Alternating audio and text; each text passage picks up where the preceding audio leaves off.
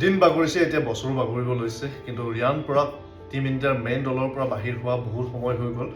ইঞ্জুৰিৰ কাৰণে তেখেতে বাহিৰ হৈছিলে সাউথ আফ্ৰিকাৰ টুৰটো মিছ কৰিছিলে কিন্তু এতিয়া ৰিয়ান পৰাগৰ সন্মুখত সাউথ আফ্ৰিকাৰ টুৰতে এটা সুবৰ্ণ সুযোগ আহি পৰিছে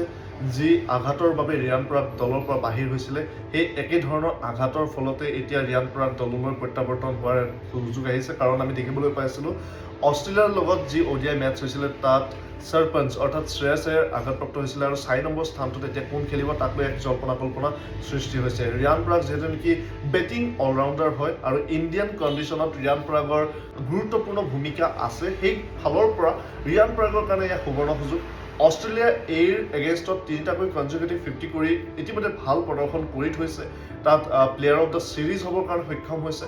আশা কৰোঁ এই সাউথ আফ্ৰিকা এগেইনষ্টত যে আনঅফিচিয়েল মেটচ আপোনাৰ 13 তাৰিখৰ পৰা ষ্টাৰ্ট হ'বলৈ গৈছে 13, 16 আৰু 19 তাৰিখে এই তিনিখন মেটচ আছে তাত যদি ৰিয়ান পৰাগে খুব ধুনীয়া প্ৰদৰ্শন কৰিব পাৰে তেতিয়াহ'লে 4 নম্বৰ স্থানত আমি নিশ্চয়কৈ দেখিবলৈ পাম ৰিয়ান পৰাগক যে আঘাতৰ বাবে সাউথ আফ্ৰিকা টুৰ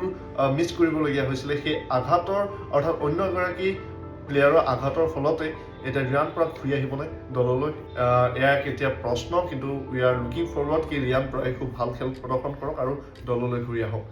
এই মুহূৰ্তত এইখিনি আছিল আপডেট চাৰি কৰি চেনেলটো এতিয়া বিদায় লৈছোঁ ধন্যবাদ